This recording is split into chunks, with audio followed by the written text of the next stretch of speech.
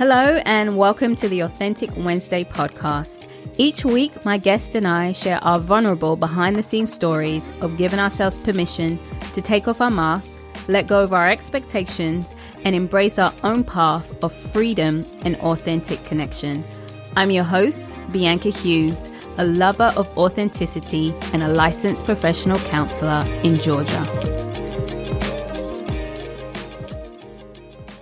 Hello and welcome back to the Authentic Wednesday podcast. If this is your first time, then welcome. It's a pleasure having you here. As always, I'm always grateful for my listeners. And if you love what you hear, I always want to encourage you to share it with someone so you never know what someone else might need or what else they are going through. This is episode 29 of the Authentic Wednesday podcast. Today, I am talking about missing the mark and the burden that we can face or have when we feel like we have missed a mark. I really want to share about my own experiences as always and ways we can work through it. And also my ultimate goal is I want you to be able to begin to let go of some of the burden and shame that perhaps you may be experiencing because you feel like you have missed the mark. And when we talk about missing the mark, it could be really anything. It could be something big or it could be something small. For example, perhaps you didn't meet a deadline at work. Perhaps you wanted to have a house by a certain age or be making a certain amount of money by a certain age or have a family or have kids. It could be as simple as you wanted to wake up early and you didn't, right? That's missing the mark. That's missing the goals that we have set. And it's not always the big goals that impact us and cause us burden and shame. Often it's a combination of big goals and the small goals that we keep setting and we keep feel like that we are failing and we begin to have negative thoughts and beat ourselves up. Personally, for me, I feel like, honestly, with this perfectionism that sometimes creeps up, that sense of not enough, that missing the mark is something that happens to me quite frequently, or shall I say the sense that I've missed the mark happens. And when I say that is the thought can come in that I've missed the mark, but I don't necessarily have to hold on to it. And so, when I've talked perhaps about me being an achiever and wanting to do really well and not want to experience rejection or disconnection. And so for me, linking not meeting a goal or not doing what I said or not following through in that sense of missing the mark, that if I don't do that, that it can carry a sense of burden and a sense of shame, shall I say, for me. One of the things I have talked openly about is really working through and overcoming money shame. I definitely feel like that's an area where, of course, I'm working through and where I have felt like I've missed the mark. And I've talked about the fact that I have reached some goals financially that some people feel like they're still trying to reach. However, just because I've reached a financial goal that someone else is trying to reach, it doesn't mean I can't experience that money shame or anyone else, right? I can look at someone else who's achieved bigger goals than me financially, but they still feel like they're missing the mark because they're looking at someone else's. So each one of ours is unique to us. And I just want to encourage you not to look down on anyone else who you feel like, well, I'm trying to get that mark and, to buy a house and you've already got a house, but you're still not feeling like you are over, you're still missing the mark. And so we each have our own ideas and expectations. And I just want you to be sensitive and be aware of that. And so as I was saying, for me, missing the mark in regards to feeling like I should be a certain place financially or have a certain amount of money in a bank or be making this certain amount of money, when I reflect back and I look at it, the shame of thinking that I have not handled my finances properly. Well, let me rephrase that. There are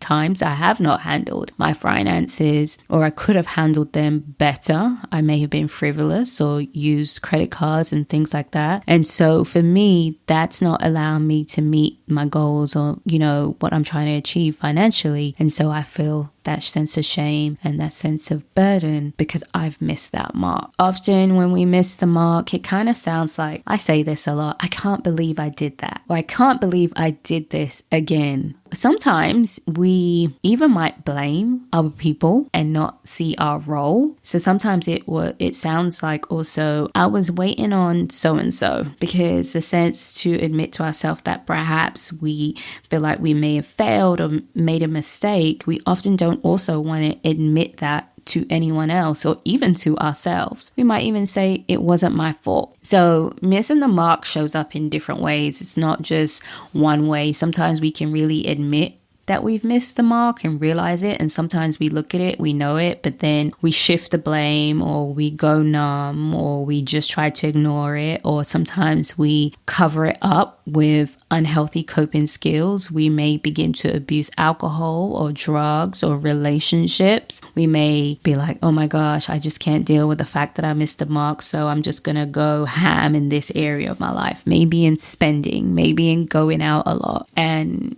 because we just feel like we're a failure and we're never going to get it right. So that's kind of goes into that sense of that black and white or all or nothing thinking. If I just can't do it right consistently, I'm just going to go all out. If I can't meet this goal, I'm just going to go all out and just blow it all. I do that. I can say that if I don't feel like I've reached a financial goal in the past, that I've just said, oh, what's the point? And I've just gone and spent a whole lot of money on a credit card, right? Money I don't have. So I can totally relate to that. What happens with when we are consistently missing the mark, or we feel like we're missing these big goals or milestones in our life, it begins to impact our sense of self-worth. It impacts our trust in ourselves, that we're capable, that we can do it. It impacts our confidence and our belief in who we are as people, and the gift and how amazing we are and what we have to give to the world and share to the world. Because remember, every single person, we all have a gift, and we are to share that gift with the world. We don't have to share it with everybody, but our gifts and our person is to be shared with the world. And if we can't believe or even see that because we don't feel like making, or we're missing the mark in certain areas of our lives, then it impacts our whole life, right? I can't remember who says it, but it's like to numb one pain. I think it may be Brene Brown, but it's like when we numb one pain or one issue or one problem, it numbs the whole of us. We can't just numb sadness and then think that we're going to be happy all the time. No, it just numbs all of our feelings. Likewise, if we don't deal with the stuff that we're dealing with in regards to missing the mark and the burdens and the shame we feel, it then impacts our daily functioning and the way we see ourselves and the way we interact with the world. And when I say that the way we interact with the world, we can begin to isolate. We turn inward with our negative thoughts towards ourselves. We beat ourselves up with that negativity, and that can turn into the depression or the anxiety, can turn into suicidal thoughts. Like, it could get really serious if we do not deal with the fact that we have missed the mark. And I want to really encourage you guys to begin practicing sharing your shame story in regards to how you feel and the things that happen when you feel like you missed the mark in small areas. I want you to practice it in small areas, such as, okay, you want to now get up early and you're not doing that consistently. I want you to begin to stop and reflect and pay attention to how you are speaking to yourself and the things that you are saying. Because if you can practice it in the small areas, then it gets easier and easier, and we don't have to do it perfectly. Remember, it's a practice. And then it begins to lift that shame and lift that burden. Another thing that happens in regards to how we change, we interact with the world, we begin to say stuff. I don't want to ask for help. I don't want to be a bother to anyone.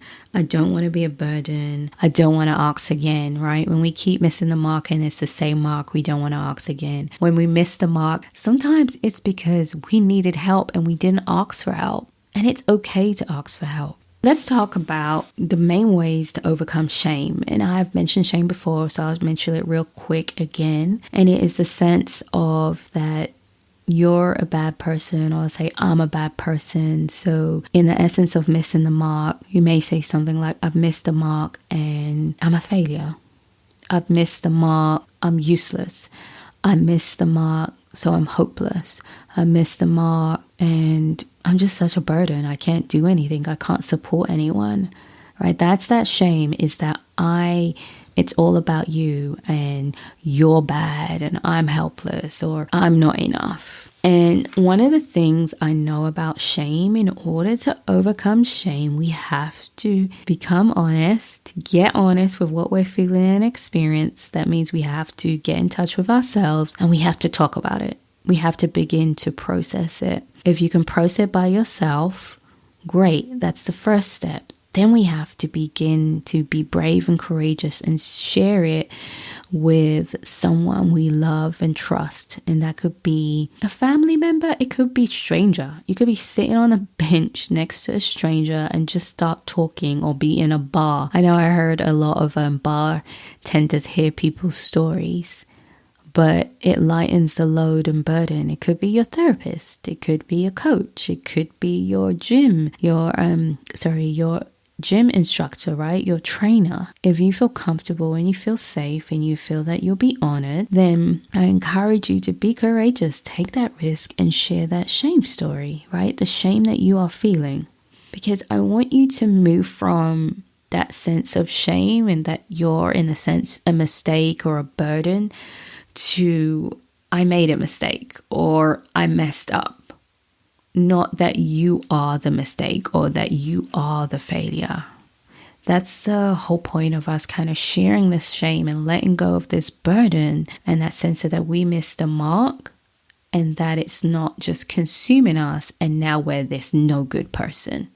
We just want to bring an awareness to perhaps how we made a mistake, or perhaps we didn't make a mistake, and then how we can go forward and move forward.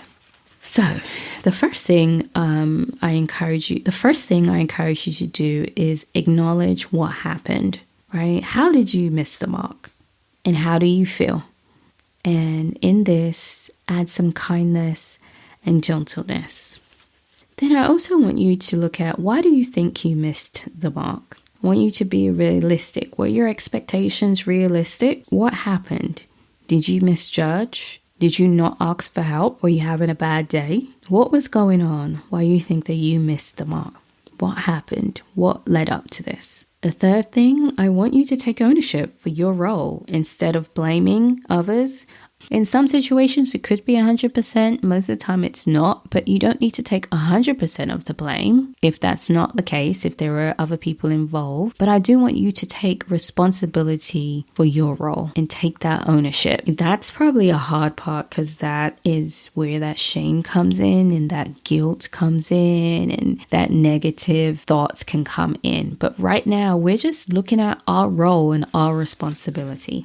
Also, who set the mark? If it's like a big goal, like, a job or career or money or family, is that society? Is it you? Is it images? Is it social media? Family, friends? Where did, school, teachers, where did this idea come from? Who set that mark? If it's you, okay, is that realistic? And is that what you really wanted to do and expect from yourself? And if it's other people or society or images, then is that a fair gauge for beating yourself up for missing the mark based on what other people have expected from you? Once you've kind of got this down, and it's really important that you write these things down or you record yourself saying them so that you can go back and hear yourself say them out loud. Once you have been able to identify who set the mark, we really want to know and ask that question, like, especially if it came from someone else, was it doable for you and who you are and your personality and what you know about you to be true? And if you have a hard time answering that question, then it may be an indication that it's time to take some silence and take some time away and begin to ask yourself these questions. Who am I? What am I able to do? What am I capable of? What are my characteristics? I can have an expectation of myself, but not really sit down and ask myself the question, is this something that is really for me? And how can I achieve it? Can I achieve it? Do I need extra help? I could just try and not even really sit down and really examine it and look at it. So there's something to think about. I would like you to also view missing the mark as a learning experience. How can you use what's happened going forward instead of the shoulds? Like, I shouldn't have done this, or I should have made a better decision. I should have known better, or I shouldn't have done it this way. I should have done it this way. We want to move away from that and view the situation as a learning experience, going back to was it right for me? And what was my role? What was my responsibility? And then sit back and think, well, who am I? What's realistic for me? And what's best? An example I'll give you is that I know, I talked about the money shame and, the challenges with that. But I know that taking out money from the cash machine is better for me in regards to when I go food shopping. Other stuff I pay, online, but I am much better, of course, and don't go food shopping when I'm hungry, and have a list. And so those things work for me. I don't have credit cards in my purse because if I'm having an emotional day, that can happen. So instead of beating myself up, I look at the issue and the challenge and I ask myself, well, what can I do better? What can I learn from this? What can I take from this? And actually implement the changes, right? I'm reading this book about the Atomic Habits, and it's a really, really good book. I'll put it in the show notes. And one of the things it talks about is that when we're changing habits, that it's more of a focus on the identity and our characteristics and becoming a better person versus the goal. So sometimes when we change the outside habit, what we're doing, or that's unhealthy, like overspending, in order to change that, instead of just saying, I'm just going to stop spending the money, one of the things that I'm looking at is that, okay, what do I need to do in order for me to become a better person? So for me in this instance, in order to be someone who is responsible with money, I have to be intentional and plan. So that means planning my shopping list, I take pictures of my fridge and my cupboards to make sure I don't buy things that I think that I need because I realize the habits I have, right? So that those characteristics means I'm planning, I'm organizing, I'm being intentional, and I'm thinking ahead. That means I'm making that effort to go to the bank. And also there is an aspect of being motivated. You have to be motivated to want to do these things. So that was, viewing it as a learning experience and focusing on what can I do going forward, rather than holding this burden that, oh my gosh, I missed the mark. I'm going to give up, or I'm just such a bad person. Instead of doing that, we'd be like, okay, what I did doesn't work. This is not working.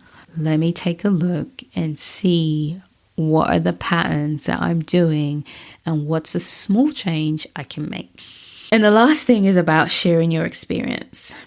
What happened, how you were feeling, and share that with a friend that you trust and what you learned. If there is an apology that is required and you're able to give one, then please make sure you give the apology that's needed.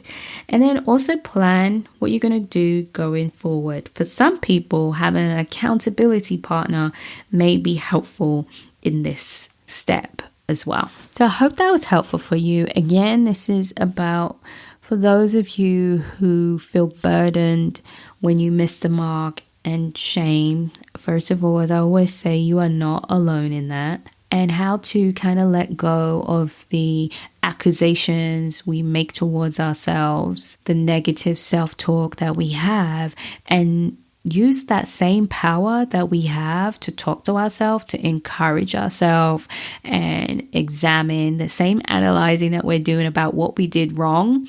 We can also look about what can we learn? So it's just taking that same skill you have and just using it in a way that's going to motivate you and encourage you and really basically love on you. I want you guys to remember you're going to move from seeing yourself as the mistake or that you missed the mark or that you're a burden to that you missed the mark, you made a mistake, and this is a learning opportunity.